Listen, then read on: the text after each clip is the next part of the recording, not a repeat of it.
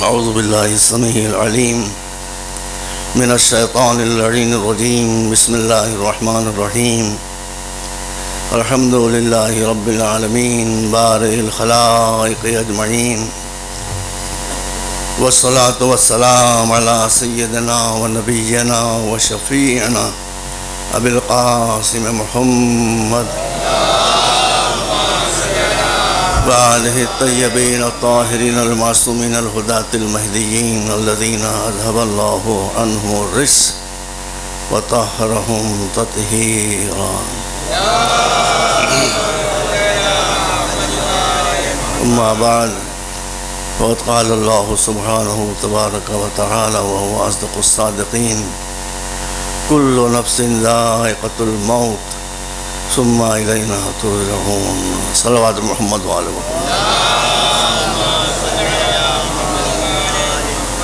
اتنے جلیل القدر علماء تشریف فرما ہے، خطیبوں کی بزم ہے، مومنین کا اجتماع ہے.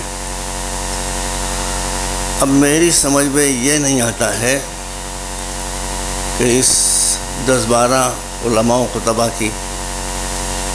کا اتباع کرتے ہوئے میں مرحوم کے بارے میں کچھ عرض کروں یا مرحوم کے ذکر کے بجائے ان کا ذکر کروں جن کا ذکر سننے کے لیے مرحوم دوڑ دوڑ کر جاتے تھے.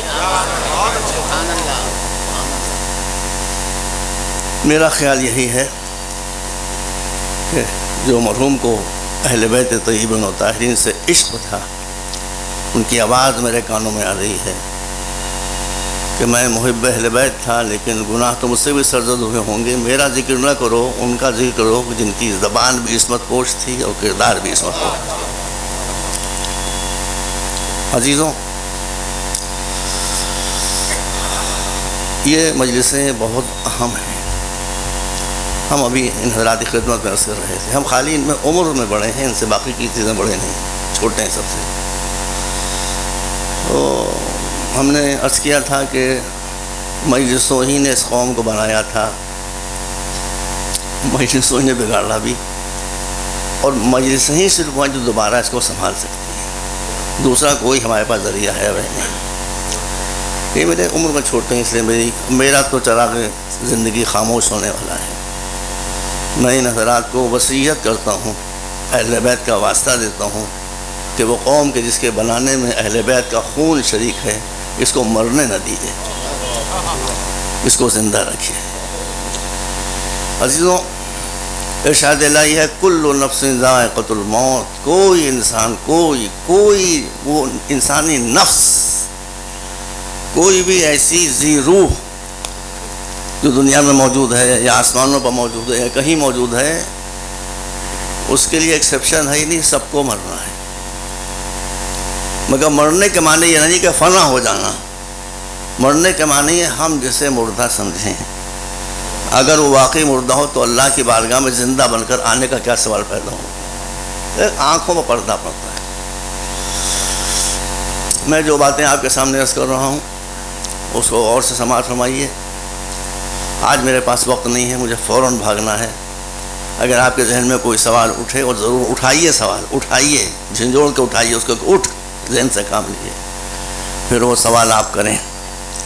میں کوشش کروں گا کہ جو مجھے آپ کے سوال کے بارے میں معلوم ہے وہ میں ضرور پیش کروں. ٹیلی فون سے بھی آپ کانٹیکٹ کر سکتے ہیں، ای میل سے بھی کانٹیکٹ کر سکتے ہیں.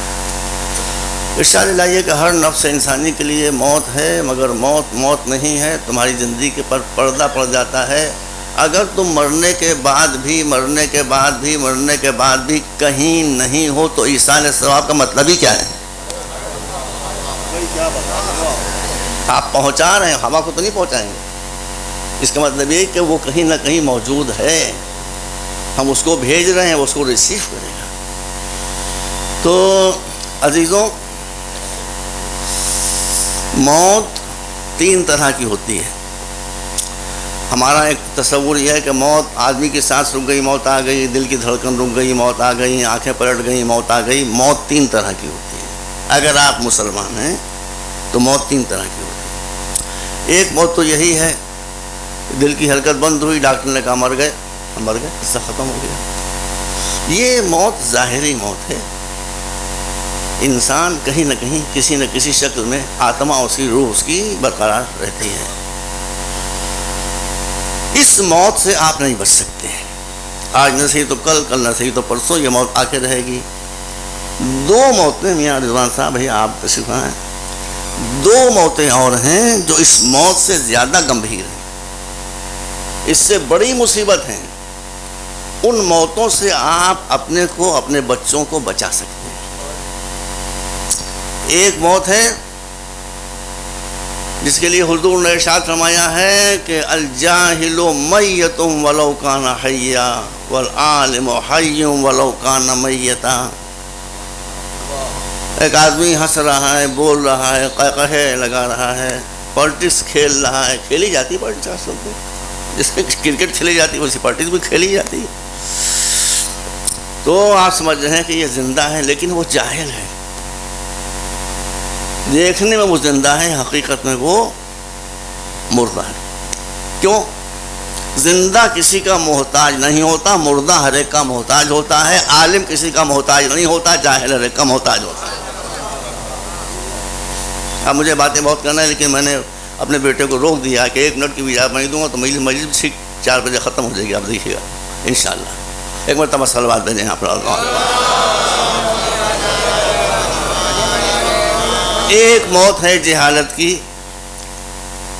جس میں آج یہ ایک زمانے کی بہت انٹیلیجنٹ قوم مبتلا ہے، اور یہ رسول کی حدیث ہے کہ جاہل مردہ ہے، اس کا کمیونٹی ہماری مردہ ہے. دوسری موت کون سی ہے؟ یہ بھی رسول کی حدیث ہے. ہندو بھائی بھی سن رہے ہیں، موجود ہے، میں دیکھ رہا ہوں، ابھی مل کر آ رہا ہوں، اسی لیے بہت ہی سرل بھاشا میں آپ سے بات کروں گا. تو جو اردو بھی ہوگی اور ہندی بھی ہوگی، جو ہندوستانی کہی جاتی ہے، تاکہ آپ بھی سمجھیں اور وہ بھی سمجھیں. دوسری موت کیا ہے؟ الفقر هو الموت الاکبر. میری سانس جب رکے گی تو میں مر جاؤں گا، میری بیوی تھوڑی مرے گی، میرے بچے تھوڑی مریں گے. لیکن الموت هو الفقر هو الموت الاکبر. فقر و فاقہ، غریبی، مفلسی، یہ چھوٹی موت نہیں ہے. وہ جو سانس رکنے سے آتی ہے وہ چھوٹی موت ہے. بڑی موت یہ ہے، سانس رکتی ہے تو ایک آدمی مرتا ہے، جب فقر کی مار ہوتی ہے تو پورا خاندان مرتا ہے. پڑھوں کہ نہ پڑھوں یہ سب بتائیے، سنیں گے آپ؟ اب بابا والی مجلس تو وہ بھی بہت ضروری ہے، اس کے مخالف تھوڑی، وہ بھی بہت ضروری ہے، لیکن کچھ آپ کو باتیں بتانا بھی تو ہے. الفقر هو الموت الاکبر. فقر اور غربت، پیسے کا نہ ہونا، یہ بڑی موت ہے.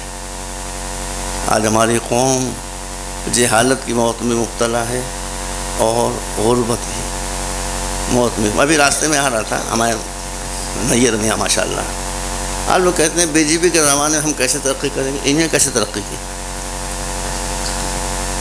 آئیے آپ کے سامنے بیٹھے ہیں، انہیں نے زندہ ثبوت موجود ہے آپ کے سامنے. مجھے یش بھارتی اب تک نہ ملا، نہ ملے گا انشاءاللہ. ان کو مل گیا یش بھارتی. میری 50,000 روپے مہینہ کی آمدنی نہیں ہوئی، ان کی ہو گئی. کیوں؟ محنت.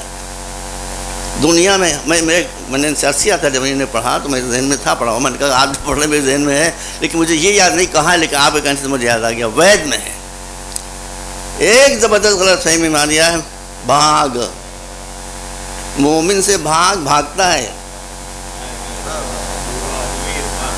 مومن سے بھاگتا ہے. میں آپ کو سب بتاتا ہوں، اس لیے تو میں آئی ہوں آپ کے پاس. بھاگ کوئی چیز نہیں ہوتی ہے. تقدیر کے معنی ہے قانون کی پابندی. جیسے آگ کی تقدیر ہے جلا دینا، اس میں صرف ایک مرتبہ ایکسیپشن ہوا ہے جب ابراہیم کے لیے آگ جلتی رہی مگر جلا نہ سکی. ایک مرتبہ بس، جہاں تک میرا حافظہ ساتھ دے رہا ہے. باقی آگ جہاں آئے گی جلا دے گی، جہاں آئے گی جلا دے گی. جہاں یہ آگ کی تقدیر ہے. کل شیء خلقناہ بقدر. میں کہیں جہاں آتے پڑھتا جاؤں گا، مجھ پہ اعتبار کیجیے، میں اتنا جھوٹ تھوڑی بولوں گا. تو وید جیسے بتایا میرے ذہن میں پڑھا ہوا تھا، ہمارا مذہب بہت ہی سب سے مل کے رہنا چاہتا ہے، کسی سے لڑ کے رہنا نہیں چاہتا.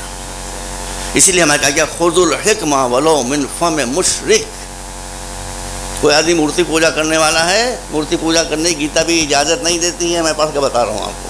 گیتا جی میں مورتی پوجا کو بہت برا بھلا کہا گیا، مورخ کہا گیا، بیوقوف کہا گیا، احمق کہا گیا، خیر اس کو مجھے دیکھنا نہیں ہے۔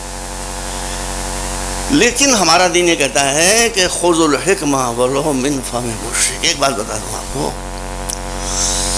اسلام کو بیماریوں سے نفرت ہے، بیماروں سے نفرت نہیں ہے۔ شرک وہ بیماری ہے جس سے اسلام کو الرجی ہے، اس کو برداشت ہی نہیں کر سکتا۔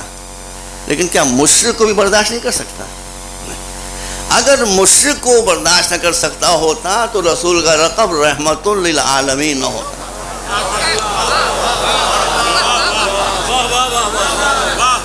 یہ مشرکین کے لیے بھی رحمت ہے۔ واقعہ کو سنا ہوا ہے، اسی کے لیے تو ہم ترستے ہیں۔ آج ہندوستان کا جو حال ہو رہا ہے وہ آپ دیکھ رہے ہیں۔ ہماری بھیا کوئی پارٹی نہیں ہے، نہ بی جے پی، نہ کانگریس، نہ ایس پی، نہ بی ایس پی۔ ہم ویسے ہماری کوئی پارٹی نہیں ہے، یہ دیش ہماری پارٹی ہے۔ جو اس دیش کا پریمی ہو وہ ہمارا، ہم اس کے۔ جو دیش دروہی ہو، ہم کو اس سے نفرت، اس کو ہم سے نفرت۔ اور باہر یہ کہانیاں بہت لمبی ہیں، ہم اس سیاسی باتوں کو نہیں کرنا چاہتے۔ جو اس دیش سے پیار کرنے والا ہے وہ ہمارا ہے۔ جو اس دیش کا دروہی ہے وہ جتنے نعرے لگوائے، یہ بھی آپ سمجھ لیجئے کہ جہاں خلا ہوتا ہے وہیں نعرے لگتے ہیں۔ آپ نہیں سمجھے، میرا خیال بتا دوں، یہ ہے اس کے اوپر آپ ایسے ایسے کریں کوئی آواز نہیں آئے گی، جب اس کی وجہ سے آواز آ گئی۔ ممبر پر ایسے ایسے کریں کوئی آواز نہیں آئے گی، لیکن ایک ڈبے پر جب آپ ایسے ایسے کریں یا ڈھول پر تو ٹن ٹن ٹن ٹن آواز آئے گی۔ اس کے اندر کچھ نہیں ہے۔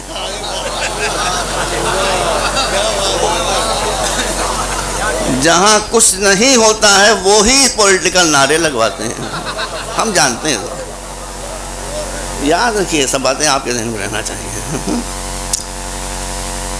تو اب دیش کی بات تو ہم نہیں کر سکتے، اسے کہ ٹھیک گھنٹے میں زیادہ زمائی مجلس کو ختم ہو جانا ہے۔ دیکھیے ایک بات یاد رکھیے، یہی اسلام کے ساتھ ہوا جو ہندو بھائی ہمارے کھڑے ہوئے ہیں۔ میں اس دیش کا جتنا پریمی ہوں اتنے مودی جی نہیں ہیں۔ سیدھی بات، ٹو بی ویٹ بیٹ پلیز۔ مودی جی کی بھی ہم ان سے پریم کرتے ہیں۔ ہم ایسے کو اپنا ہیرو بنانا چاہتے ہیں جو نوٹ بند کرنے کے بجائے نوٹ کھولنے کے لیے آئے۔ آگے اس سے زیادہ پسند ہے، اس کے آگے ہمیں کچھ نہیں، ہمیں اس کے آگے ہمیں کچھ نہیں کرنا۔ اچھا، تو اب جب حضور مکے میں فاتحانہ شان سے ایک وکٹوریس کی حیثیت سے داخل ہوئے ہیں، یہ مکہ کیا تھا؟ اس نے پیغمبر کے صحابہ اور اہل بیت کو کتنا ستایا تھا۔ 13 برس، 1 2 دن 3 دن تھوڑی، 13 برس ستایا تھا۔ مکانوں کو چھین لیا تھا، قبضہ کر لیا تھا۔ اگر کسی نے میرے ساتھ سلوک کیا ہوتا اور میں لشکر لے کر آتا وہاں تو میں کیا کرتا؟ میں وہی کرتا جو اوباما نے عراق میں کیا۔ سب ایک تھیلی کے چٹنے بٹنے کا وقت، خدا لعنت کرے۔ ہم بالکل اوب چکے ہیں لوگوں سے۔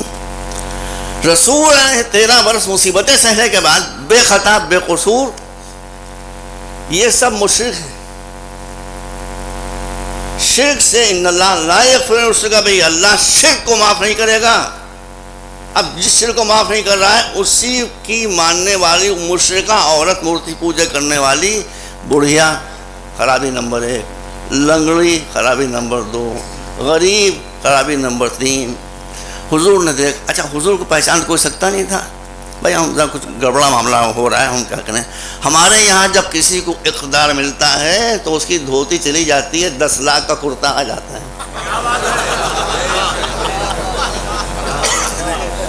ہم کوئی پولیٹیکل، ہم یہ تھوڑی کہ ابھی آپ شوق سے بی جے پی کو، ہم تو بات کر رہے ہیں، چلتی پھرتی بات کر رہے ہیں۔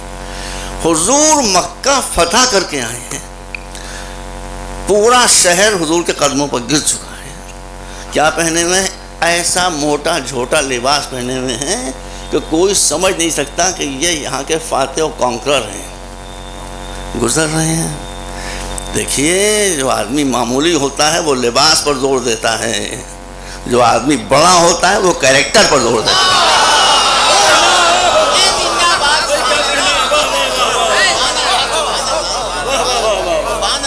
یاد رکھیں حضور چونکہ واقعی اللہ کے بعد سب سے بڑے، ان کے اللہ کے بیچ میں کوئی ہے ہی نہیں، اللہ کے بعد سب سے کیا پہنے ہوئے ایسا موٹا جھوٹا لباس، کوئی پہچان نہیں سکتا کہ اتنی بڑی شخصیت ہے رحمت اللہ علیہ، یہ خدا کے بعد سب سے بڑے۔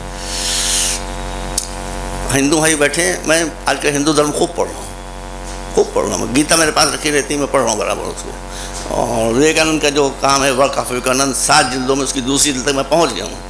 وویکانند بہت بڑا اسکالر تھا، صحیح معنی میں رشی منی تھا۔ اس نے کیا کہا؟ اس نے جو پریبھاشا کی ہے ہندو دھرم کی، یہی پریبھاشا اسلام کی بھی ہے۔ دیکھیے ابھی آپ یقین کر لیں گے، میں نے بڑی بات کہہ دی ہے کہ دھرم کی جو پریبھاشا وہ ہندو دھرم بتا رہا ہے وہی اسلام بھی کہتا ہے، اسلام کہتا ہے، ہم رضو کا قول دکھا دیں گے آپ۔ اس نے کہا بھائی توجہ سنیے، بھائی توجہ سنیے۔ اس نے کہا کہ دھارمک انسان وہ نہیں ہوتا ہے جو کسی مندر میں بیٹھ کر صبح سے شام تک اور شام سے صبح تک پوجا کرتا رہے، یہ دھرم کا استعمال ہے، دھارمک نہیں ہے۔ پڑھیے ہندو دھرم پڑھیے، بہت پیارا مذہب ہے، میں کہہ رہا ہوں پڑھیے، صحیح بات آپ جانیں گے، اب وہ تفصیل میں جان نہیں سکتا میں۔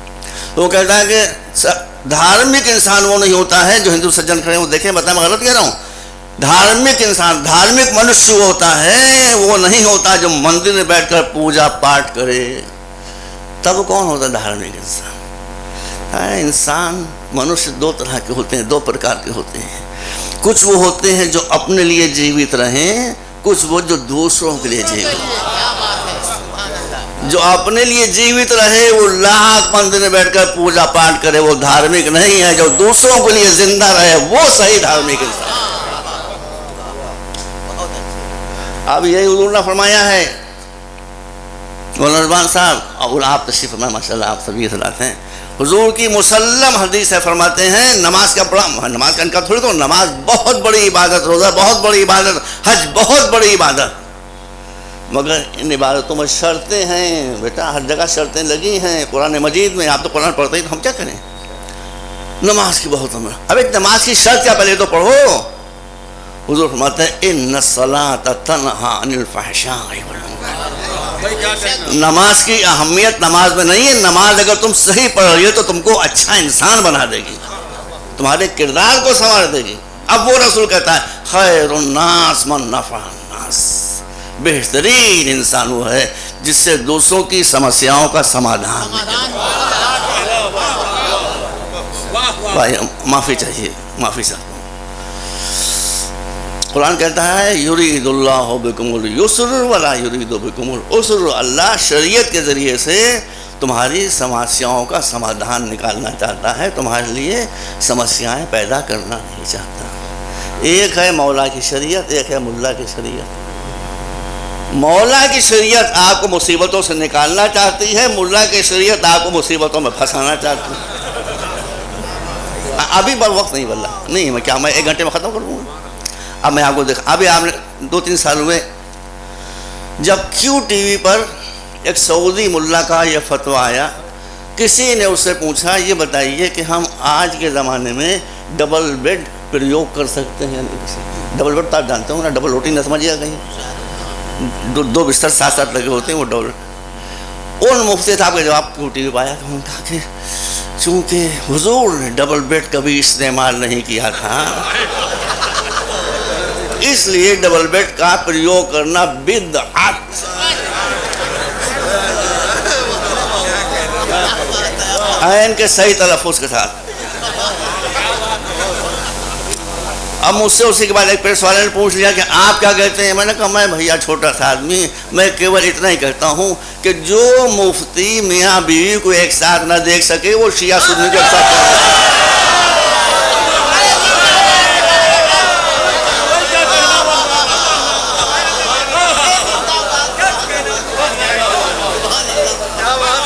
یہ ہے شریعت کو مشکل بنانا۔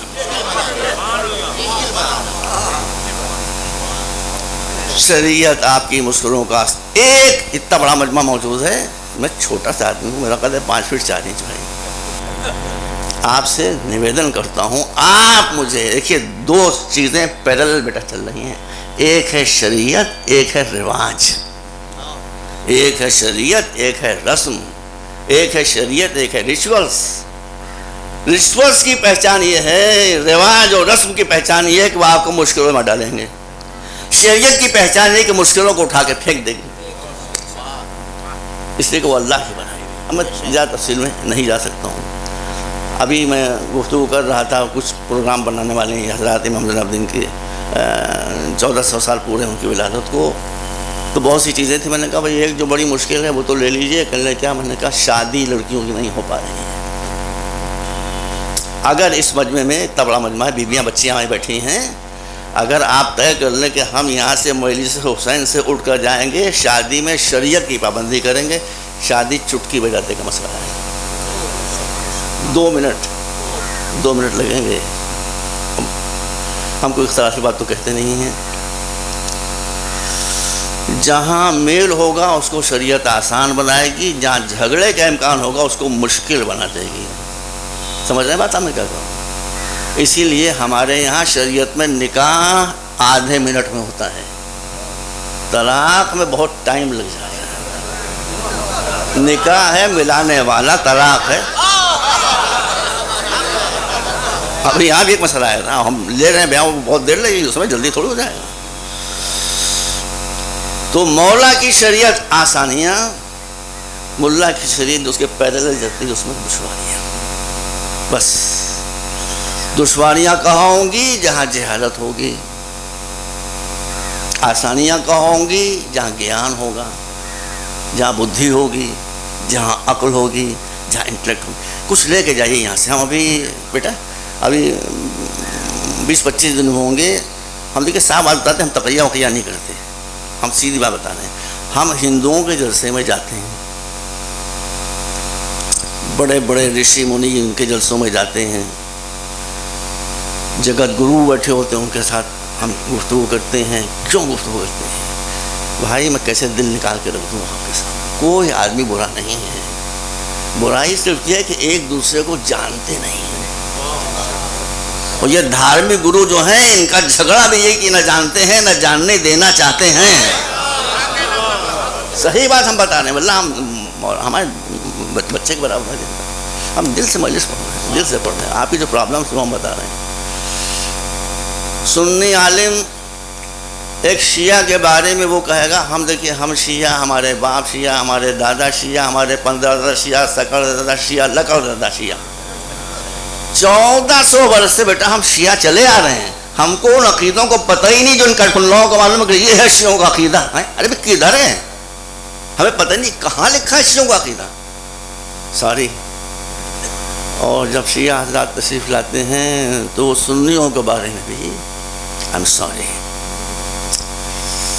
غیر ذمہ دارانہ گفتگو کرتے ہیں، نہیں کرنا چاہیے۔ اس لیے ہمارا اصول یہ ہے، ہندو مسلمان بھی یہ مسئلہ ہے، ہندو دھرم گرو ہمارے بارے میں کیا کہتے ہیں، مسلمان دھرم ان کے بارے میں کیا کہتے ہیں، یہی غلط فہمی میں اب اس کے بارے میں نہیں کہہ سکتا ہوں۔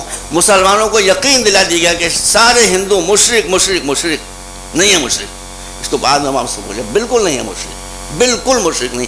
جو مورتی پوجا کرنے والوں کو مورخ کہے وہ مشرک ہوگا؟ کہاں سے شرک ہے؟ میں تفصیل میں نہیں جا سکتا۔ تو میں بات کہاں سے نکل آئی کہ ایک بڑھیا جا رہی ہے مکے میں، حضور بہت معمولی لباس پہنے ہوئے دیکھ رہے ہیں، آگے بڑھے، کون ہے یہ؟ مشرکہ، مورتی پوجا کرنے والی استری، اس کے پاس جا رحمت للعالمین، کہتے ہیں بیوی بھی آپ بڑھیا بھی ہیں، لنگڑی بھی ہیں، بوجھ لکڑی کے گٹھر کا آپ کے سر کے اوپر رکھا ہے، کرپا کر کے اگر آپ آگے آ دیں، میں جوان ہوں، میں طاقتور ہوں، میں آپ کا بوجھ ایک مشرکہ عورت، ایک مورتی پوجا کرنے والی عورت کا خیر ہے کہ آپ کا بوجھ میں اپنے سر پر رکھ کے آپ کے گھر تک پہنچا دوں۔ اندھا کیا جادو آنکھیں، اسے دے دیا، پیغمبر گئے۔ اب آپ جانتے ہیں بیویاں ہمارے سامنے بیٹھی خبر نہ ہو جائے بھائی، عورتوں سے ہر بات آپ بنوا سکتے ہیں، 2 منٹ کے لیے ایک بات نہیں بنوا سکتے، چپکی بیٹھی ہے، وہ چپکی نہیں رہ سکتی، وہ ان کی فطرت کے خلاف۔ اب اس عورت کو بھی جو سکون ملا، اس نے بکنا شروع کیا، کیا بکے؟ پیغمبر کو اس نے پیغمبری کے شان میں گستاخیاں، گالیاں، مغلظات کہنا شروع کیے. پیغمبر چپ سامنے سے ہیں. اس کا مطلب یہ کہ صبر کرنا ہدایت الہی کا نتیجہ ہوگا. انبیاء کی پہچان ہے صبر کرنا، ائمہ کی پہچان ہے صبر کرنا، علماء کی پہچان ہے صبر کرنا. جس کو ذرا اس بات کو غصہ آ جائے وہ ان تینوں میں سے کوئی نہیں. وہ جاری گالیاں دیتی ہیں، وہ تو جا اس کا مکان آ گیا. پیغمبر نے کہا لکڑیاں کہاں رکھی جائیں گی؟ اس نے بتایا وہاں رکھتی ہوں. کہا نہیں میں وہاں تک پہنچا دوں گا. پہنچا دی لکڑیاں وہاں تک. اگر آج کا کوئی نیتا ہوتا، خدا نہ خواستہ، آپ بتائیں ہندوستان اتنا بڑا ملک ہے، کسی نیتا کو آپ نے کسی بڑھیا کا سامان سر پر رکھے دیکھا؟ بتائیے ہے کوئی؟ دیش کے نیتا ہیں مگر بوجھ اٹھانے کو دیش کی نیتاؤں تیار ہوا. پہنچ گئے. اب وہ سامنے آئے، کہا آپ کا نام کیا ہے؟ میں پوری ذمہ داری سے دیکھ کے پڑھ رہا ہوں، ایک ایک لفظ دیکھا میں نے. آپ کا نام کیا؟ آپ نے کہا کہ نام سے کیا کام؟ اس گٹھڑ کو یہاں تک پہنچانا تھا، سمجھے پہنچا دیا. نام سے کیا؟ کہ نہیں نام تو آپ کو بتانا پڑے گا. وہ آگے بڑھ کے دروازے کو یوں روک کے کھڑی ہو گئی کہ میں آپ کو گھر کے باہر نہیں جانے دوں گی جب تک آپ کیا کریں پیغمبر؟ پیغمبر نے کہا کہ بھائی میں وہی محمد ہوں جس کو تو راستے پر گالیاں دیتی ہے. آپ بتائیے بیٹا، آپ بتائیے، آپ بتائیے، آپ سب لوگ بیٹھے ہیں. پیغمبر نے کہا تھا مسلمان ہو جا. پیغمبر نے کہا تھا کہ لا الہ الا اللہ. پیغمبر تو ساکت صامت چپ جانا چاہ رہے تھے. زبان نہیں کا کردار نے کہا کہ مسلمان. کیریکٹر نے کہا کہ تو مسلمان. اسلام یہ اسلام ہے جس پر ہم نے فخر. ایک مرتبہ صلوات بھیجیں آپ پر.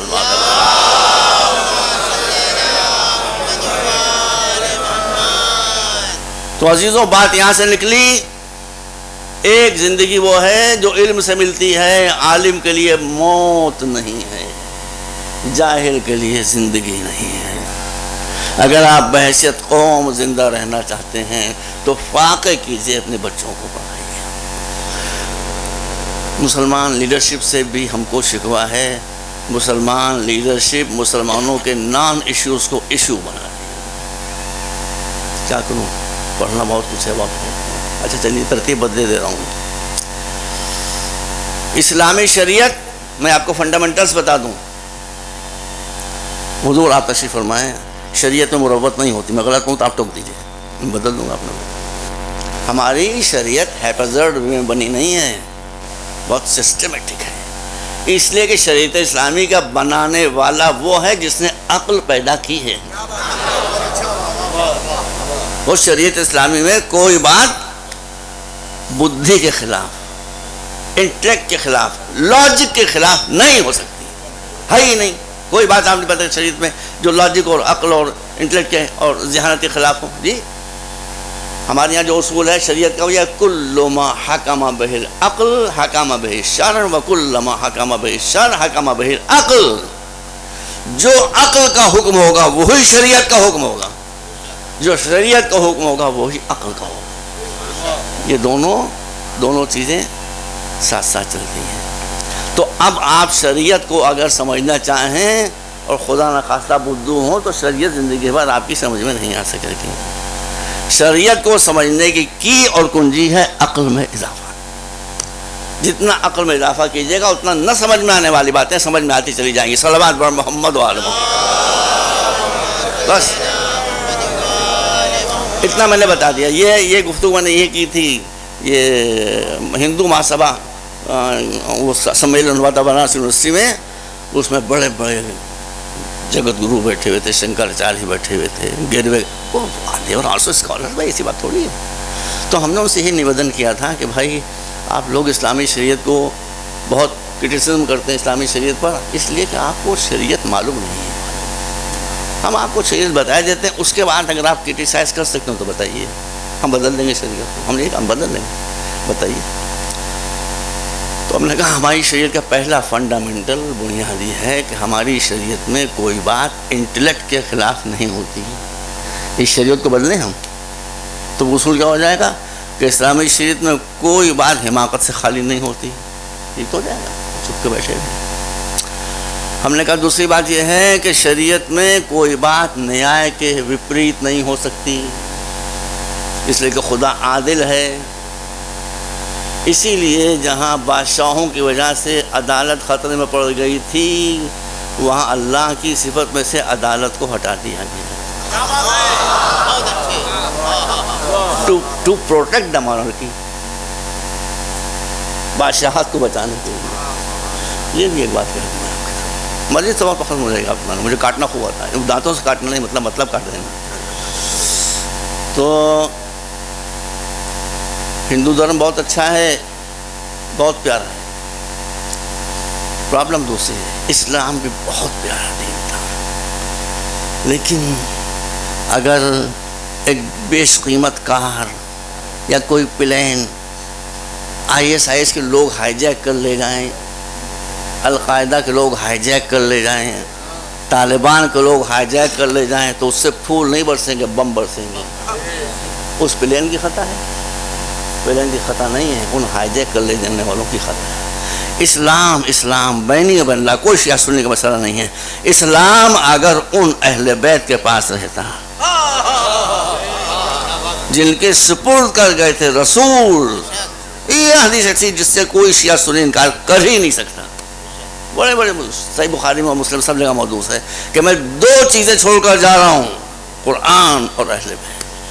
قرآن وہی رہا، اہل بیت کی جگہ یزید آ گیا، اہل بیت کی جگہ عبد الملک آ گیا، ولید آ گیا، ہشام آ گیا، عباسی بادشاہ آ گئے. بڑا خطرناک موقع ہوتا ہے جب کسی معصوم شے پر کوئی ڈاکو ہاتھ میں لے لے. اب لوگ سمجھتے ہیں اسلام یہی ہے جو یزید کی شکل میں خدا لعنت کو دکھائی دے رہا ہے، اور اس کی نسل کے جو بادشاہ اس کا اسلام سے کہتا یہی مسئلہ اس وقت ہمارا ہے. بہت اچھے، کیا بات ہے.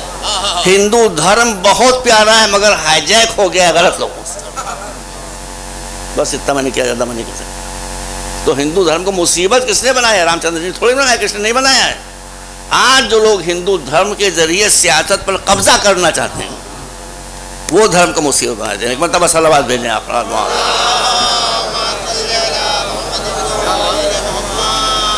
اب دیکھیے آپ، اسلام میں دوسرا فنڈامنٹل ہے جسٹس، نیائے، عدل. عدل کے خلاف اسلام میں کوئی بات نہیں ہو سکتی، ناممکن. اگر اسلام کے ذریعے ظلم کیا جا رہا ہے تو بادشاہوں کا بیان کیا قانون ہے، اللہ کا بنایا ہوا قانون نہیں ہے.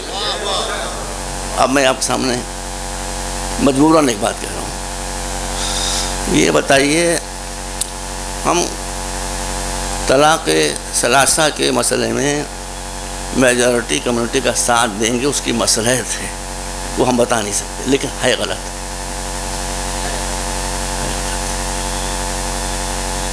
ٹرپل ڈائیورس کیا ہوتا ہے؟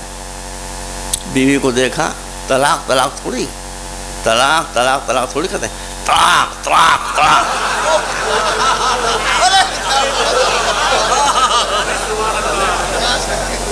یہ ہے مسئلہ. 5 کیا یہ عدالت ہے؟ کیا یہ جسٹس ہے؟ کیا یہ نیائے ہے؟ تو شریعت کہتی ہے جو شے تم کو نیائے کے وپریت دکھائی دو تمہاری بنائی بھی ہماری بنائی بھی نہیں ہے. صلوات بر محمد و آل محمد. اس لیے میں آپ سب کو ہوشیاری دیتا ہوں، میرا کام بتانا، آپ کا کام ہے سمجھنا. سمجھیے نہ سمجھیے میں ایک حد تک بتا سکتا ہوں چونکہ قسم پڑھنے والا ہے. آپ کو حضور فقہی مسئلہ ہے، میں فقیہ نہیں ہوں، جو پڑھا ہے بتا رہا ہوں آپ اللہ سے. اگر ایک شوہر نے، ہم نے بتایا کہ طلاق میں بڑی شرطیں ہیں. ایک شرط یہ ہے کہ طلاق بالکل صحیح تلفظ سے پڑھی گئی ہو، لیکن اگر 2 عادل گواہ نہیں ہیں، 2 جسٹ وٹنسز نہیں ہیں جن کے سامنے صیغہ پڑھا گیا ہو، طلاق نل اینڈ وائڈ. کیوں قید ہے؟ اس لیے کہ جب 2 گواہ عادل ہوں گے، جسٹ ہوں گے، تو ان کی ذمہ داری ہوگی کہ یک طرفہ بیان پر طلاق نہ دیں، لڑکی کا بیان بھی لے لیں. بتائیے غلط بات ہے. امام موسیٰ کاظم نے ایک بہت بڑے اسکالر تھے، ان کے دور میں امام ابو یوسف، ہم ان کا بڑا سمان کرتے ہیں، بہت بڑی پرسنالٹی تھے، وہ بہت بڑی پرسنالٹی تھے۔ امام موسیٰ کاظم نے ان کو خط لکھا، بات تو صحیح لکھی بھائی، ہم اس کو کیا کریں۔ امام موسیٰ کاظم نے ان کو خط لکھا کہ بھائی آپ نے کو اب امام کہتے ہیں، قرآن میں جب نکاح کا ذکر کیا گیا ہے تو جہاں جہاں نکاح کا ذکر ہوا کہیں دکھا دیجئے کہ گواہوں کی ضرورت ہو۔ نکاح میں گواہوں کی ضرورت نہیں ہے بھائی، ہے ہی نہیں ضرورت، ملانے والا ہے، گواہوں کی ضرورت نہیں ہے۔ طلاق مشہور ہے، طلاق میں دو جسٹ گواہ، دو عادل، واقعی عادل گواہ ہوں گے تو طلاق ہوگی ورنہ نہیں ہوگی۔ ہم نے فرمایا قرآن نے کہا تھا نکاح میں گواہوں کی ضرورت نہیں ہے، طلاق میں گواہوں کی ضرورت ہے، آپ نے نکاح میں گواہوں کی ضرورت لگا دی، طلاق سے گواہوں کی ضرورت ہٹا دی۔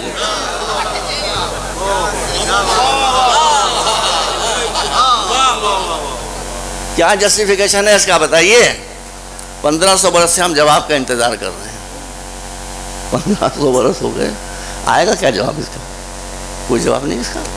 تو اسلامی شریعت پہلے عقل کے خلاف نہیں ہوگی، دوسرے جسٹس اور نیائے کے خلاف نہیں ہوگی۔ تیسری بات جو میں نے وہاں کہی تھی، سب لوگ بڑی توجہ سنا، ہم بڑے آبادی میں پڑھے لکھے لوگ ہیں، دے آر ہائیلی ایجوکیٹڈ، ہم نے اس لیے کھل کے بات کی وہاں پر۔ ہم نے کہا تیسری جو ہم نے کہا وہ اصول تو بہت سے، ہم ٹائم کم ہے، ہم کو 20 منٹ کا وقت دیا گیا تھا، تو ہم نے کہا تیسرا ہمارا فنڈامنٹل جو ہے شریعت کا وہ یہ ہے، میں نے کہا آپ سوچیں کہ میں اب جیسے گڑھ کے پڑھے دے رہا ہوں تو میں جو عربک ٹیکسٹ ہے وہ پڑھے دیتا ہوں، ان کا پڑھیے۔ میں نے کہا وہ ہے کہ اذا اجتمع الحقان قدم حق العبد لاحتیاجہ علی حق مولا لبنا، یہ ہمارے یہاں کا فنڈامنٹل ہے۔ میں ترجمہ کرتا ہوں، آج بھیا برا نہ مانیے گا، میں بتا دیں کہ میں نے یہ عبارت غلط پڑھی ہے یا ترجمہ غلط کیا تو ورنہ پھر سے ذمہ دار ہے۔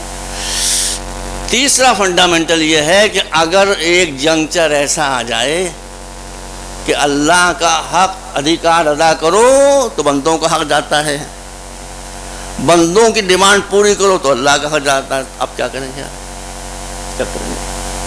ہم نے نہیں کہا، اس کریم نے کہا جس کی بنائی ہوئی شریعت، نو پرابلم، شریعت ہے نو پرابلم، ملائیت ہے پرابلم، یہ بات آپ سمجھ، ادھر سے آواز ہے، میں نے کہا نو پرابلم، کیا؟ کہ دیکھو اگر ایسا جنکچر آ جائے کہ یا ہمارا حق ادا کرو یا ہمارے بندوں کا، تو ہم کو کسی شے کی ضرورت نہیں ہے، ہمیں کسی شے کی آوشکتا نہیں ہے، جانے دو ہمارے بندوں کا حق پورا کر دو۔ اب ہم ہوشیار تو ہیں، بدھو تو ہیں نہیں، ہم نے مثال پیش کی، مثال ایسی پیش کی کہ ہم کچھ نہ کہیں مگر وہ سب کچھ سمجھ جائیں کہ ہم کیا کہہ رہے ہیں، ہم کچھ نہ کہیں واللہ اور سب کچھ سمجھ جائیں، اور وہی ہوا۔ ہم نے کہا وہ شنکراچاریہ جی جس کی ہم آپ کے سامنے ادھارن دے دیں، جیسے ہم لوگ مسلمان ہیں، مسلمانوں کو مسجد بنانے کا بہت شوق ہے، مسلمانوں کو ایک مسجد اس کے پہلے مسجد، اس کے مسجد، اس کے پہلے دن دن دن دن مسجدیں بنتی چلی جا رہی ہیں، تو مسلمانوں کو مسجد بنانے کا بہت شوق ہے۔ اب فرض کیجئے کہ ہم کسی دیہات میں گئے، وہاں پر دو مسئلے سمسیایں آ گئی، واسطے میں غریب لوگ تھے بیچارے، ان کے پاس رہنے کے لیے مکان نہیں تھا، وہ دوڑ کے آ گئے، ہم نے سنا آپ پاس بہت فنڈ ہے، ہمارے گھر بنا دیجیے، یہاں پر لمیٹڈ فنڈ تھا، ہم کو اللہ میں تھوڑی ہیں، تو ان کا ہمارے لیے گھر بنا دیجیے گاؤں میں۔ ایک مولانا ہے، یہ ان کی گھر کی کیا ضرورت ہے، اللہ کا گھر بنائیے مسجد، اب ہم کیا کریں، کیا کریں بھائی، ہمارے پاس اتنا ہی پیسہ یا مسجد بنا یا گھر بنا، ہم کیا بنائیں؟ جس نے شریعت بنائی ہے وہ کہتا ہے غریبوں کے گھر بنا دو، اس لیے ہے کہ ہم رب العالمین ہیں۔ نماز تو گھر کے اندر بھی پڑھی جا سکتی ہے، نماز کو چھوڑ دو، مسجد کو چھوڑ دو، یہ اسلامی شریعت کی برکت ہے، خدا کے لیے سمجھیے آپ لوگ، ہم کچھ کہیں کچھ آگے آپ سمجھنے کی کوشش کیے۔ وہ جو ہندو جو وہاں بیٹھے شنکراچاریہ وہ کہنے مولانا صاحب ہم سمجھ گئے آپ کیا کہہ رہے ہیں، ہم تو چاہتے ہی تھے کہ آپ سمجھ جائیں، تو کہہ رہے تھے کہ آپ سمجھ جائیں، کہہ رہے آپ ڈر کے مارے مسجد مسجد کہہ رہے ہیں لیکن آپ مندر مندر کہنا چاہتے ہیں کہ مندر نہ بنے غریبوں کے گھر بن جائے، ہم نے کہا ہم یہ تو چاہتے ہی اور کیا چاہتے ہیں۔ ایک مرتبہ صلوات بھیجیں آپ فراز بہت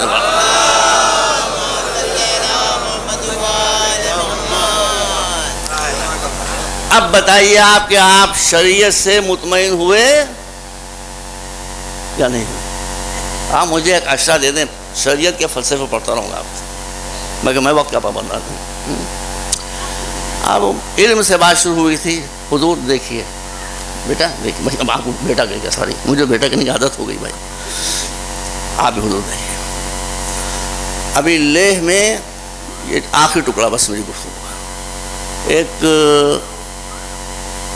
انٹرفیتھ سمیلن ہوا تھا, اس میں ہندو, مسلمان, سنی, شیعہ, کرسچن, بہت بڑا سمیلن تھا, بہت لیہ میں 3 دن ہو چلا سمیلن. سب نے اپنے اپنے دھرم بتایا, ہم کو جو معلوم تھا ہم نے بتایا. سن لیجیے بس آخری ٹکڑا ہے, یاد رہے گا. سنی اس بھی سنے, شیعہ بھی سنے, ہندو بھی سنے, کیونکہ سب انوالو ہیں اس میں. وہ تیسرے دن جب جلسہ سماپت ہو گیا تو ہمارے پاس سمیلن سماپت ہو گیا, تو ایک دھرم گرو آئے, سوامی جی, کہنے لگے مولانا صاحب ہم آپ کو ایک سچا واقعہ بتائیں تو آپ سنیں گے. ہم نے کیوں نہیں سنا, سنائیے. یہ سوامی واقعی پڑھے لکھے لوگ ہوتے ہیں, سوامی واقعی پڑھے لکھے لوگ ہوتے ہیں. کہنے لگے کہ وہ گھٹنا یہ ہے کہ ایک ٹربلڈ ایریا تھا, وہاں پر ہمارے ایک دوست وہ بھی سوامی تھے. ہم نے کہا پھر کیا ہوا؟ کہا وہ اپنی پتنی کے ساتھ بس دوبارہ سفر کر رہے تھے, یاترا کر رہے تھے, مگر ڈر رہے تھے کہ ٹربلڈ ایریا ہے, یہاں آتنکوادی آ سکتے ہیں. ڈر رہے تھے بیچارے, وہ بھی, وہ پتنی بھی ڈر رہے تھے, اور بھی ہندو تھے اس میں, وہ بھی ڈر رہے تھے. وہی ہوا. تھوڑی دیر کے بعد آتنکوادی بس کے اندر گھس آئے. کیسا لباس تھا؟ سروں پر پگڑیاں, اونچا پیجامہ, نیچا کرتا. کہاں تک داڑھی بتائیے بھائی؟ میں نے خود دیکھا آتنکوادی, میں نے دیکھا ہے بھائی. میری داڑھی تو اتنی سی ہے, آپ کی داڑھی کچھ بڑی ہے, آپ کی داڑھی زیادہ بڑی ہے. جو آتنکوادیوں کی میں نے تصویر دیکھی ہے ان کی داڑھی کہاں تک تھی؟ آپ نے کچھ نہیں بتایا. یہاں سے چلی, یہاں سے ہوتے ہوتے ہوتے ہوتے ہوتے یہاں تک آ گئی. میں نے واللہ خود دیکھا, یہاں تک داڑھی. میں نے کہا بھیا یہ مجھے ملے تو میں سے پوچھوں بھیا تیل کون سا لگا تھا تم؟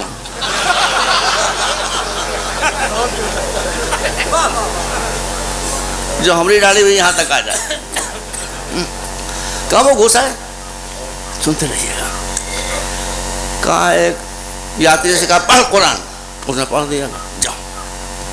دوسرے نے کہا پڑھ قرآن, اس نے پڑھ دیا, کہا جاؤ. اب تیسرا ہندو تھا, وہ کیسے پڑھے؟ بیچارہ نہیں پڑھ سکا, ٹھوئے گولی مار دی. کس شریعت میں یہ ہے کہ جو آدمی قرآن نہ پڑھ سکے اسے گولی مار دو؟ کہاں ہے یہ؟ مجھے کوئی دکھائے, اندھا لولا لنگڑا کو مجھے دکھائے, ہے ہی نہیں. اب ان کی پتنی کا بیان ہے کہ مجھے تو بس سے اتار دیا گیا تھا اور استریوں کے ساتھ میں بیٹھی ہوئی. اب میرے پتی کی لاش آتی ہے, میرے پتی کی ٹھائیں ٹھائیں ٹھائیں کی آوازیں برابر آ رہی ہیں. اب میرے پتی کی لاش آتی ہے, اب میرے پتی کی لاش آتی ہے. سنیے, تھوڑی دیر کے بعد میں نے دیکھا کہ میرے پتی مسکراتے ہوئے بس سے اتر رہے ہیں.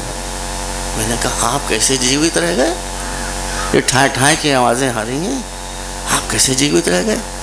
کہنے لگے میں ایسے جیوت رہ گیا. دیکھیے دیکھیے, جو ہم نے کہا تھا جہالت, رسول اللہ کا جہل اصل کل شر, جتنی برائیاں وہ ایک جڑ سے پیدا ہوتے ہیں جس کا نام ہے اگیانتا, جہالت. وہ دکھا رہا ہوں میں. کہا کہ میرے پاس جب وہ آئے, قرآن کا پڑھو, قرآن پڑھو, جس نے پڑھا کو چھوڑا, جس نے نہیں پڑھا اس کو گولی ماری. مجھ سے کہا کہ قرآن پڑھو, تو مجھے قرآن تو آتا نہیں تھا, میں نے گیتا کا شلوک پڑھ دیا. ان کا جاؤ قرآن تم کو بہت اچھا ہے,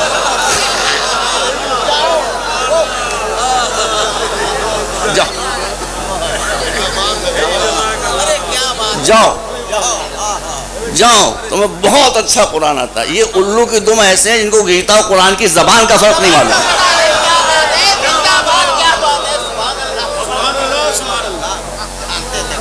کہا جاؤ. اب دیکھیے, وہ عورت بھی تیز تھی, انٹیلیجنٹ تھی. اس نے کہا آپ کو یہ کیسے گیات ہوا کہ ان کو قرآن نہیں آتا؟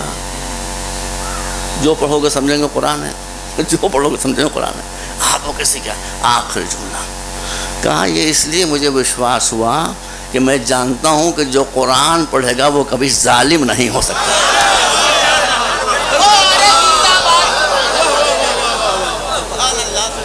ان کا کردار بتا رہا ہے, ان کا کردار بتا رہا ہے کہ انہوں نے قرآن نہیں پڑھا ہے.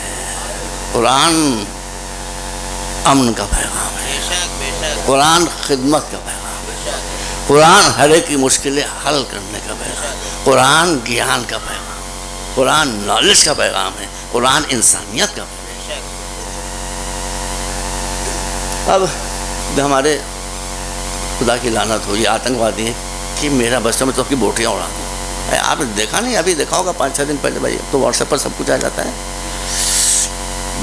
2 ترکی سپاہی ترکی کے، ان کو ان آتنکوادیوں نے پکڑ لیا داعش کے، ان کو کیسے مارا ہے آپ دیکھا نا بھائی، دیکھیے آپ نے دیکھا ہے۔ ارے ان کو زنجیروں میں جکڑ کے لٹکا دیا اور آگ نیچے سے جلتی ہوئی آ رہی ہے، جی پیٹرول سے بھر کے۔ اب تو مجبوری ہے۔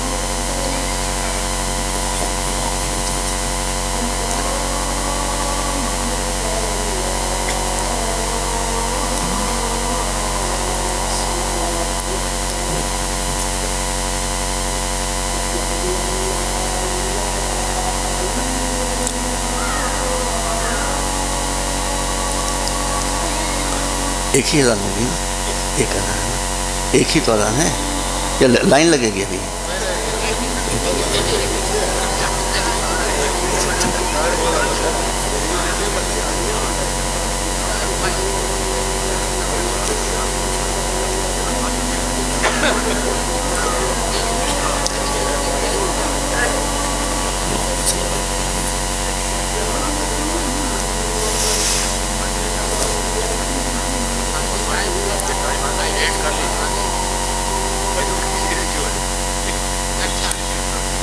نشانہ موجود ہے سامنے۔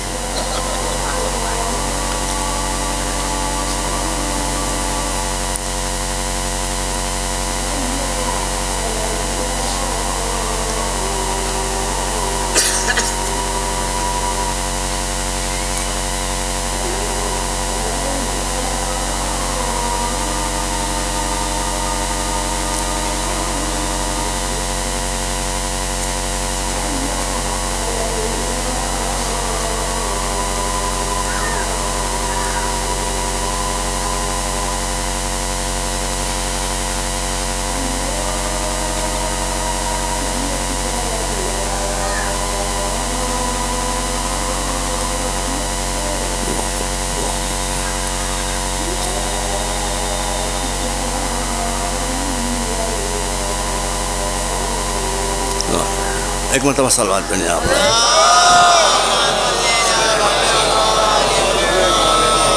بس آخر کلام میں، اسلام میں نماز کی بہت اہمیت ہے، نماز چھوٹنے نہ پائے۔ روزے کی بہت اہمیت ہے، روزہ چھوٹنے نہ پائے۔ حج کی بہت اہمیت ہے، اس کا چھوٹنے نہ پائے۔ لیکن یہ نماز اگر عقل کے ساتھ ہوگی تو نماز ہے، یہ روزہ اگر فہم کے ساتھ ہوگا تو روزہ ہے، یہ حج اگر بصیرت کے ساتھ ہوگا تو روزہ ہے۔ بس 14 منٹ میرے پاس اسی مسائل۔ نماز بہت اہم ہے، مگر کیوں اہم ہے یہ بھی تو آپ کو معلوم ہونا چاہیے۔ قرآن نے کئی جگہ کہا ہے، میں تو وقت ختم ہو گیا۔ قرآن کہتا ہے نماز پڑھو، کیوں؟ ان الصلاۃ تنہا عن الفحشاء والمنکر۔ جو سچ مچ نماز پڑھتا ہوگا وہ بد کردار نہیں ہو سکتا۔ بے شک میں نے پیش کر دیا۔ اس کا مطلب ہے کہ اگر کوئی نمازی ہے اور بد کردار ہے تو وہ اپنے وقت کا ابن ملجم ہے، مسلمان نہیں ہے۔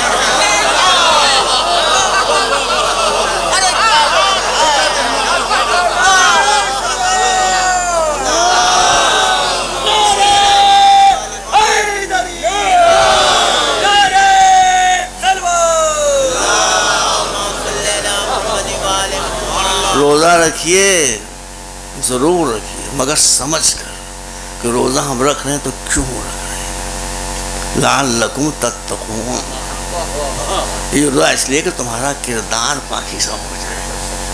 کردار اگر پاکیزہ نہ ہوا، دیکھیں ہم نہیں عرض کر سکے، جو اصل موضوع تھا وہ تو ہم چھوا بھی اس لیے بہت لمبا موضوع ہے۔ نماز آپ نے نہیں پڑھی ہے، میں بالکل آپ کو نہیں ابھار رہا ہوں کہ نماز نہ پڑھیے، ضرور ضرور ضرور پڑھیے۔ روزہ ضرور ضرور ضرور رکھیے، حج ضرور ضرور کیجیے، مگر ایک بات یاد رکھیے، اگر کسی وجہ سے آپ حج نہیں کر سکے ہیں تو مایوس نہ ہوئیے، اللہ معاف کر سکتا ہے۔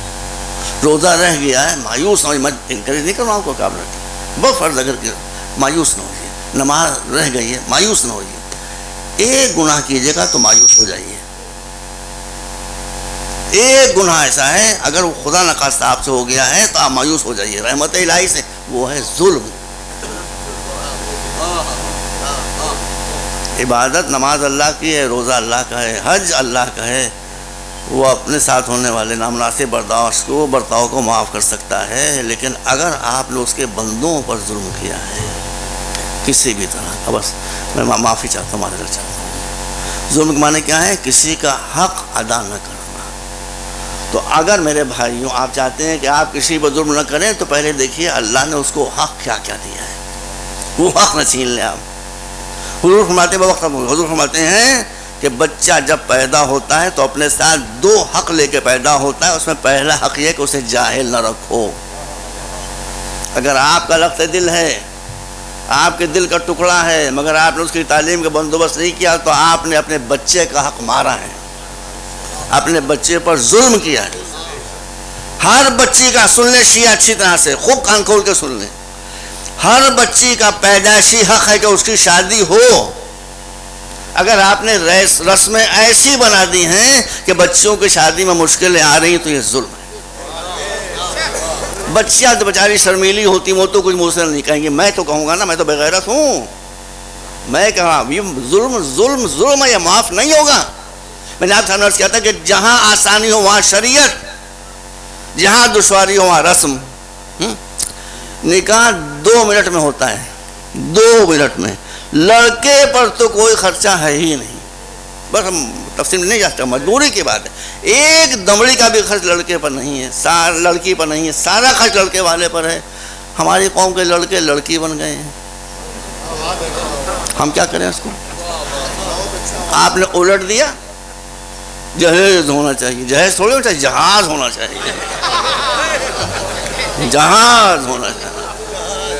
کتنی لڑکیاں ہیں جن کی نسلیں قطع ہو رہی ہیں آپ کے اس غیر شرعی سلوک کی بنا پر. یہ ظلم معاف نہیں ہوگا. آخری بات حضور نے فرمایا، سنی شیعہ سب جگہ حدیث موجود ہے کہ تم اپنے گھر میں رہ رہے ہو، پڑوس میں ایک مشرک رہ رہا ہے، ہندو رہ رہا ہے، کرسچن رہ رہا ہے، جیو رہ رہا ہے. تمہارے پاس پیسہ ہے، تم کو یہ معلوم ہے کہ وہ بھوکا سو رہا ہے، تم پیٹ بھر کے اور ڈکار مار کے کہہ کے الحمدللہ رب، اور سو گئے، سوئے ہو، الحمد کہہ کے اٹھو گے تو جہنم میں جاؤ گے.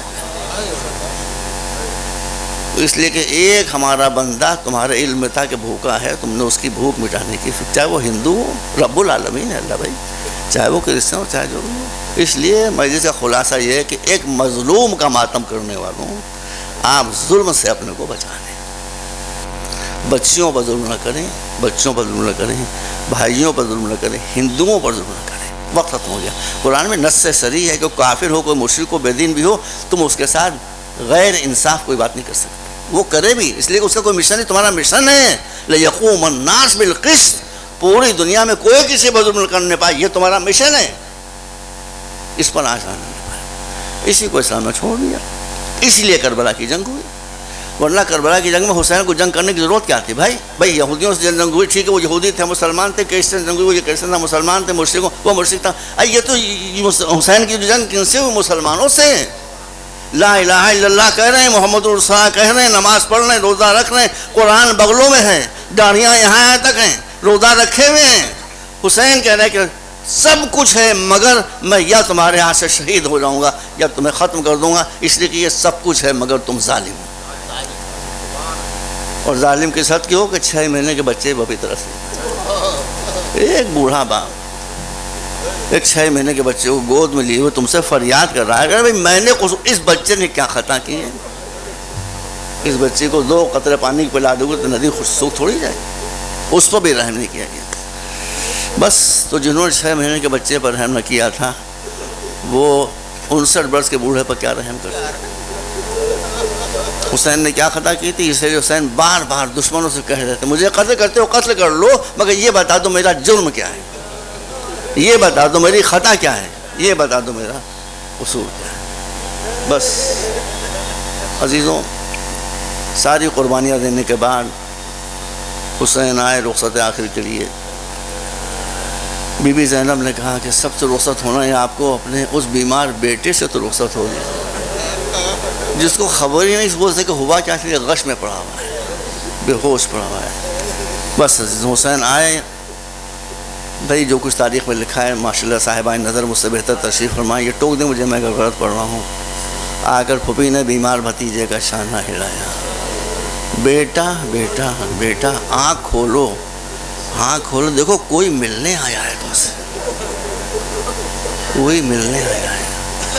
امام عبداللہ الدین فرماتے ہیں، کسی اور کی روایت تھوڑی ہے، فرماتے ہیں کہ جب پھوپھی نے میرا شانہ ہلایا اور آنکھ کھول کر میں نے دیکھا تو میں اپنے بابا کو پہچان نہیں سکا، جسم پر اتنے تیر لگے ہوئے تھے کہ میں پہچان نہیں سکا، چہرے پر کسی بچے کا خون ملا ہوا تھا۔ بس بیمار سے رخصت ہوئے، وقت ختم ہو گیا، اس لیے میں جلدی گزر رہا ہوں ان مصائب سے۔ اب بیمار بیٹے کو سینے سے لگانے کے بعد حسین نے کہا بیٹا ہر مصیبت پر صبر کرنا، تمہارا جہاد ہمارے جہاد سے زیادہ مشکل ہے، ہم تلواریں کھائیں گے، یہ بنی ہاشم کی تاریخ ہے، مگر تم کو جو مصائب اٹھانا ہے وہ تاریخ کے خلاف ہے، تم کو یہ مصیبت اٹھانا ہے کہ زینب کی ایسی پھوپھی سربراہ ہوگی، تمہارے سامنے یتیم بچی سکینہ تماچے کھا رہی ہو، اہل بیت ہوں گے، تم قافلہ لیے ہوئے کربلا سے کوفے، کوفے سے شام کا سفر، سب مصیبت بتاؤں آپ کو، آپ سمجھ گئے کہ میں کیا کہنے والا ہوں۔ اس مصیبت کے عالم میں جبکہ 71 لاشیں حسین اٹھا چکے ہیں، آپ بتائیے مجھے، میں قسم دیتا ہوں آپ کو، 71 لاشیں حسین اپنے دوستوں کی عزیزوں کی جگر ٹکڑوں اٹھا چکے ہیں، اب رخصت کے بعد کے لیے خود آئے ہیں، آخری بات کیا کہتے ہیں؟ کہتے ہیں بیٹا آخری وصیت یہ ہے کہ سال بھر کے بعد جب قید خانہ شام سے چھوٹ کر مدینے واپس جانا تو ہمارے شیعوں کو ہمارا سلام کہہ دینا، اور کہنا شرط محبت یہ ہے کہ جب کبھی ٹھنڈا پانی پینا ہماری پیاس کو یاد کر لینا۔ بس اس کے بعد اہل بیت سے رخصت ہوئے، کربلا کے میدان میں آ گئے، ایک بھوکے پیاسے انسان نے، 3 دن کے بھوکے پیاسے انسان نے بھائی کے میت اٹھائے ہوئے، جوانوں کی میت اٹھائے ہوئے انسان نے وہ جنگ کی کہ لوگ علی کے جہاد کو بھول گئے۔ بس آخر آواز آئی فلک سے کہ بس حسین بس اب صبر کے جوہر دکھاؤ۔ اس وقت حسین جس گھوڑے پر سوار تھے، میں دیکھ کے پڑھ رہا ہوں، وہ گھوڑا ایک بلندی پر تھا، ایک ذرا سی اونچائی پر تھا۔ امام نے کہا تو میرے نانا کی سواری کا گھوڑا سمجھدار ہے، میں تو شہید ہونے کے لیے آیا ہی ہوں، لیکن یہ اونچی جگہ ہے، یہاں سے ہٹا کر مجھے کسی نیچی جگہ پر لے چل۔ اس کی وجہ بتا دی، وجہ کہا یہاں اگر میرے گلے پر چھری چل رہی ہوگی تو میری بہن دیکھ لے گی، اس لیے ایک پست جگہ میں لے کر چل کہ میری بہن دیکھنے نہ پائے۔ ہاں حسین چاہتے ہیں کہ ذبح ہوتے ہوئے بہن نہ دیکھے، اور بہن نے کیا کیا دیکھا اس کے پڑھنے کا موقع نہیں۔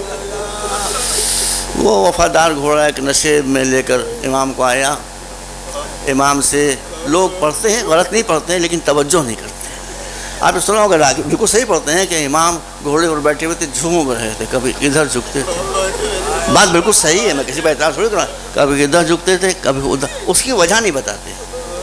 میں نے اس کی وجہ تاریخ میں دیکھی ہے کہ حسین کبھی ادھر جھکتے تھے کبھی ادھر جھکتے تھے، اس لیے کہ پسر سعد نے نیزہ برداروں کو حکم دیا تھا کہ حسین کو چاروں طرف سے گھیر لو، جب یہ ادھر جھکنے لگے تو نیزوں سے ادھر ڈھکیل دو، جب ادھر جھکنے لگے تو نیزوں سے ادھر ڈھکیل دو۔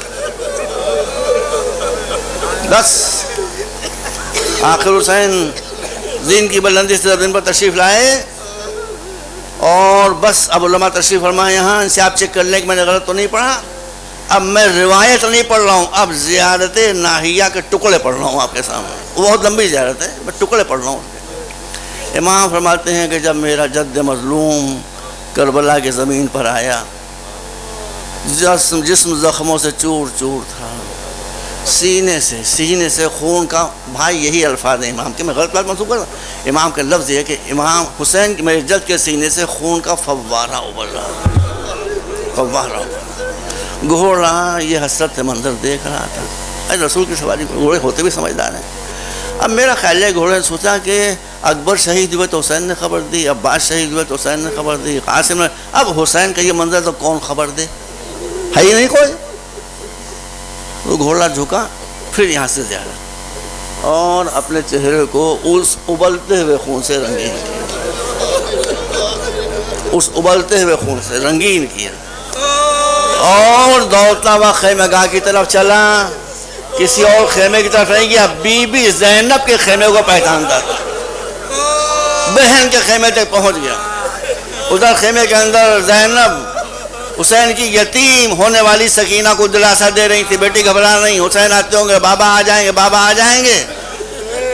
زینب سمجھا رہی تھی کہ ایک مرتبہ خیمے کے دروازے پر گھوڑے کے ہنہنانے کی آواز آئی، زینب نے کہا دیکھ شاید تیرا بابا آ گیا، لیکن یہ بچی جب خیمے کے در پر آئی، دیکھا ہے گھوڑا تو موجود ہے مگر سوار موجود نہیں ہے، کہا پھپھی غضب ہو گیا، میرا بابا نہیں آیا۔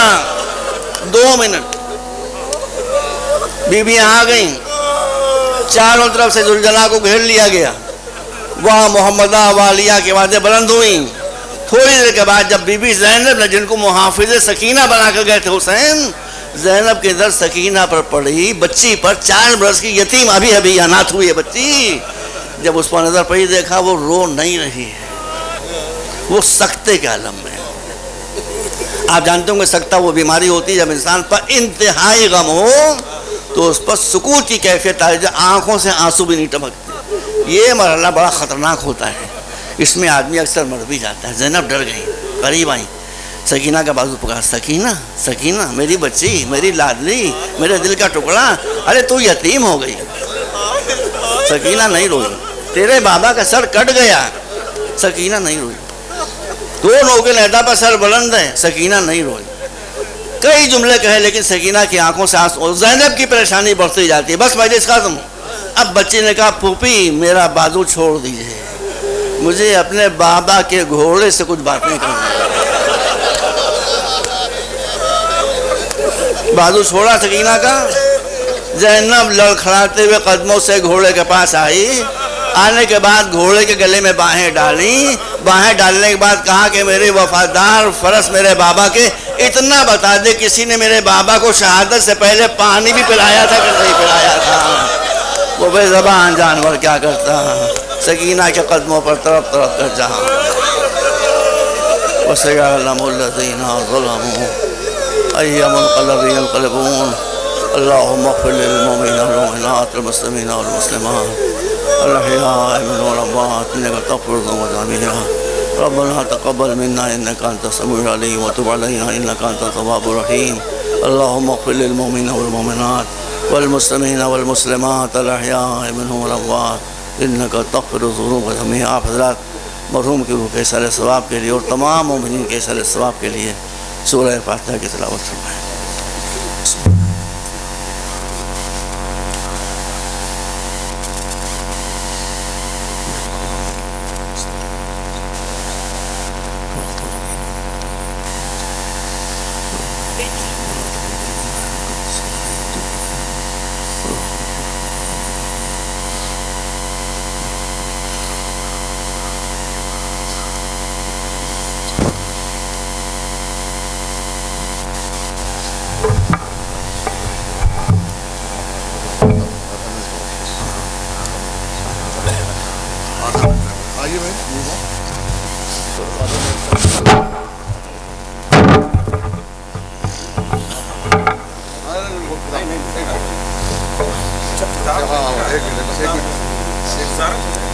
نہیں ایک منٹ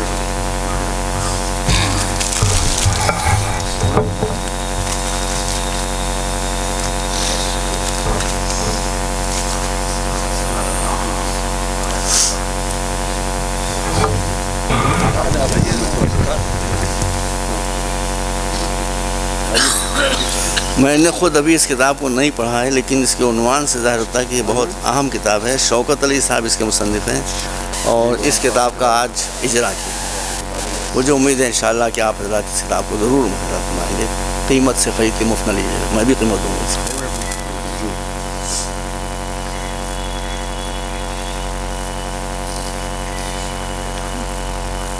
اچھا، مصنف کا یہ کتاب ہے۔ بسم اللہ، آپ ہاں ہاں جی نہیں وہ